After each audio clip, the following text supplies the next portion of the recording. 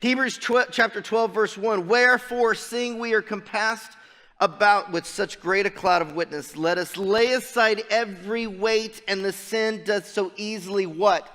Beset us. Why do we still hold on to the stuff that distracts us? That the enemy knows that this one little bitty thing is what's going to set you off. When he's sitting there saying, listen, we've been around these cloud of witnesses, all the ones, Hebrews chapter 11, chapter 10, of all the witnesses that have walked in faith, that have seen all the things that God has done. Actually, they didn't get to see it. They did things on faith. They never got to see the conclusion of it. But God is sitting there saying, I've got a greater thing for you, but I need you to set aside these things. And let us run with patience the race that is set before us. Quit getting so eager. When God says move, you move. When he says stop, you stop. Stop rushing God. Looking unto Jesus, which means we're putting our entire full focus and attention on Jesus. Laying aside every other distraction, ignoring the distractions of this world. Ignoring the distractions that get us our eyes and our mind not set on him. The author and finisher of our faith, who for the joy that was set before him, what are we talking about today?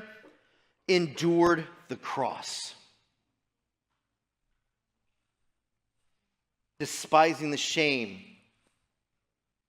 When you realize that moment that Christ looks up after after hour 9, all of a sudden everything went dark, and his science is starting to say there was an eclipse during that time frame now. That lasted 3.5 hours, I think it is. Science is starting to prove scripture. Don't you just love that? Isn't it fun? You're like, we already knew it. During that time frame, when at that moment is what I believe is when all the sins of the world, because Jesus carried the sins of the world. He carried all of your stuff. And that was that moment that it got dark because he had the sins of the world upon him. And God the Father, who can't look upon sin, had to turn his back on his son. And Jesus looked up and said, Father, my God, why hast thou forsaken me?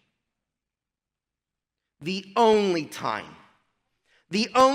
in Scripture, the only time in Jesus' entire existence, he was absolutely alone.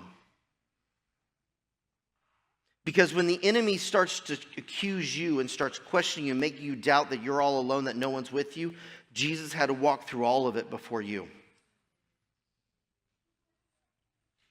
You are never alone.